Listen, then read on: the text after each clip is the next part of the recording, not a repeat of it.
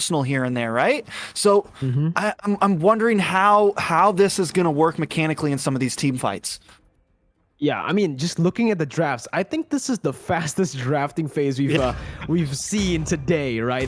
Both these teams just super fast, rapid firing these picks, and honestly, I like HIKARU Esports in the draft a little bit better here, just considering that again, if we take a look at ETHEREAL, they have 3 somewhat mid to late game hero, right? When we're talking about Xavier, the Beatrix, and the Yi Sun-shin, it does come down to scaling, whether or not they're going to be able to get to that power spike fast enough. Because if we take a look at HIKARU, they have a lot of heroes take control of the game, take the control of the tempo early on with the Franco, with the Clint, and especially with that Harley. But ladies and gentlemen, we're jumping into the Land of Dawn for the 3rd match of the day. Game number 1, ETHEREAL taking on HIKARU Esports.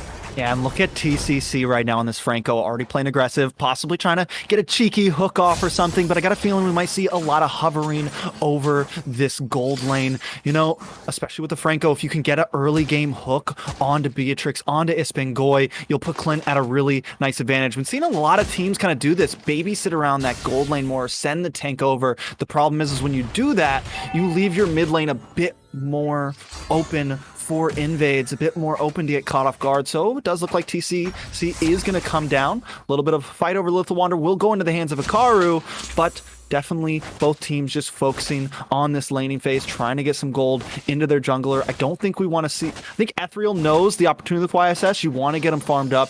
You want to kind of maybe focus for some late game. You also have this Xavier, super bursty. So maybe ETHEREAL just kind of taking the slow right here with all the late game potential on their team. Very slow, yeah. That's what they want, right? If you're ETHEREAL right now, you just want to take it slow. You want to look for trades on the map. You don't really want to clash with HIKARU, and I think that's what both teams are doing really well. HIKARU, knowing that they have that early game advantage, they're already pushing it. They're trying to get as many camps as possible. They got the Lethal Wanderer, which will just give Bariza on the Akai a little bit of an XP advantage over Chef, who is on the Yi Sun-shin. But you can already see that both of these junglers are pathing opposite from each other, right?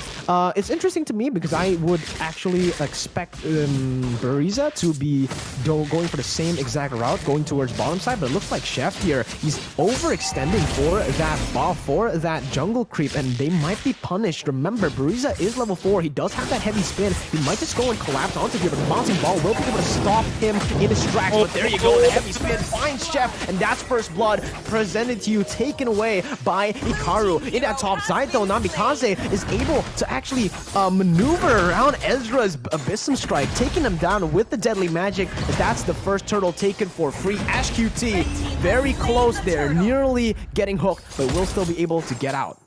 Yeah, that is a huge, great start for HIKARU. It'd be one thing if they got a pick onto Zia's Fave or something like that, but they get a pick onto Chef. Someone that, as I mentioned, ETHEREAL needs to farm. You need to let him get those items in so you can start outputting some damage. Maybe ETHEREAL shouldn't have been trying to steal those camps. Play slow, bloody hunt onto Zia's Fave. Zia's Fave getting away, which is a sliver of health. Phaeton decides not to force that engage. Down in the bottom, Mirko. Ezra getting bullied as well.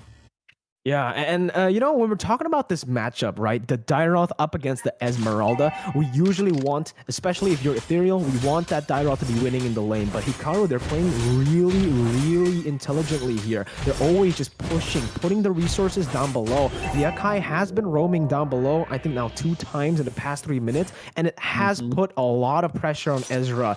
And currently, he is actually going to be behind. So this might actually just be Kagome, who is going to be the one who wins out in the lane overall in this game. But in that top side, you can already see TCC, looking for that hook, almost nearly getting it onto Zia's Fave. But yeah, both teams, again, not really willing to go for that early clash just yet. HIKARU, they want to play it a little bit slower now that there's no neutral objectives up to take. Yeah, and HIKARU seems to be playing almost, you know, this is the first time I'm seeing them like really grouped up as well. Yes, they did have that first engage in the bottom, but even then, you mentioned Bariza kind of taking the opposite route. And he was alone for a while there, to whereas ETHEREAL really kind of keeping it together. Really trying to stop, I think, these invades onto Chef, stop these picks onto Chef, but a big look on to Ispengoy. He will go down, and the tower may just fall next. Oh my goodness. This, you know, it's always been nearly there for TCC. He's almost gone to crazy hooks. And there you go, another one from TCC. He brings Ash QT back, and that's a free kill from Namikaze, who can't sit with the deadly magic. Ethereal, though, they're looking for the trade onto the turtle. Kagome has already opened up this side of the map. They can go for the contest here, but it feels jungler is way too far. It is going to be Chef who takes it with a retribution, but look at the flanks. Bariza looking for the heavy spin, pin him down to the falling Simon to collapse onto him with the flame shot as well. Perfectly coordinated there as they will find another. It's a 2-for-0 for Hikaru and TCC with another iron hook. This man is insane right now. He is on point. Yeah, it's definitely, I mean, that is the reason why the Franco's getting banned so much. Namikaze is able to get the kill on Ash QT. Esmagoi trying to salvage something here as well. So Ethereal getting their first kill on the map there, but still falling majorly behind. A 4K gold lead into the hands of HIKARU. And even earlier, you know, they take that turtle, but they take a death and they lose their blue buff. HIKARU just seems to be a step ahead of them. Looking at some of these items right now, Ash QT with 2 deaths, falling very behind, almost 1,000 gold behind Harley right now, which Harley hasn't been a hero we've seen a whole lot, but HIKARU definitely using it very well, making some picks, keeping that early game aggression on, and if they keep up like this, they could make this a quick game. Yeah, let's actually talk about the drafts again, right? Because I did kind of mention this. I said that I like Hikaru's draft better, and for this exact reason, the pickoff game is massive. And look at this, Bariza! He finds the heavy spin onto 2 members. Will he be able to pin them both? He does! But the Mystic Field will be able to be there to disengage from the fight. Phaeton, though, roaming from that gold lane, finding Ispangoy, and this is another 2 traded kills for nothing for the side of Hikaru as they look to siege down that mid turret. QT, he's being pinned down, he's being sandwiched, he is able to dodge away from the iron hook, but again, look at the map pressure. Hikaru just pushing on this pace as the deadly magic there was popped. He will be able to pop back to his previous position, but again, oh my goodness, TCC with the iron hook, finding Ash QT for the 2nd time this game. Yeah, that is rough. 0-0-7 on TCC right now. He's not stealing any kills. The rest of the team is always there to make sure and capitalize on those iron hooks. And it just seems like they keep on coming. Ethereal, you know, I was mentioning earlier, they're playing very grouped up. Maybe you need to split up a little bit. Maybe come take these fights or disengage at a bit more angles because TC is just capitalizing. He doesn't even really have to, I mean, yes, he's made some great aims, but as long as Ethereal stays in these tight pockets under these towers or these tight pockets in the jungle, TC is going to punish that. And we're seeing it happen. Also, I got to point out, man, Phaeton on this Clint just stood in the middle of a Nibiru's Passion and took down Ispangoy. Just stood there. That's how you know he is so far ahead right now. Ispangoy sitting at 1-2-0. Phaeton definitely scaling up. Towers getting picked away from Ethereal right now. HIKARU owning this field.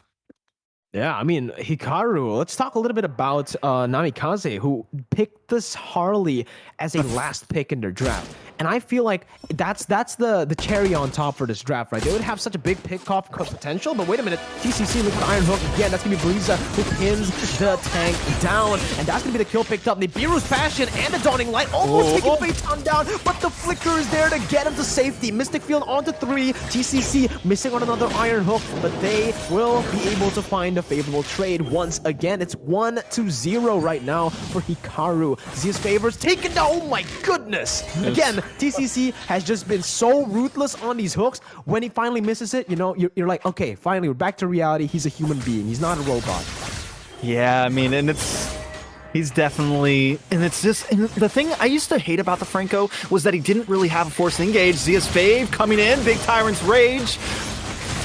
Yeah, I mean, look at this. Zia's fave, he goes in for the engage, but the thing is, even if they try to collapse, it's going to be them who gets taken down. Kagome going all the way to find that kill. The Dawning Light connects onto him, but at this point, it does not do enough damage. TCC looking for a cheeky hook. Deadly Magic burst Chef down, and that's him taken out. That's Namikaze again.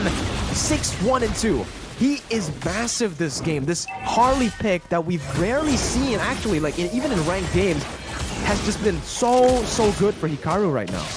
Yeah, and you know why I think it's just flourishing right now? Because of the squishy composition brought by ETHEREAL. They opted to go for this more damage. They brought in the YSS, something we haven't seen a whole bunch, but still possibly viable. But Hikaru saw the weakness and just picked it off. And yes, the Harley isn't something we see all the time, but it's working so well right now because you've got this hook constantly coming in, putting pressure on ETHEREAL, making them kind of decide on their placements around the map. And Namikaze is just waiting for that, waiting for someone to move a little bit away, find that moment, lock in that deadly magic, and Chef, Ispingoy, or Ash Cutie are just going down instantly to it.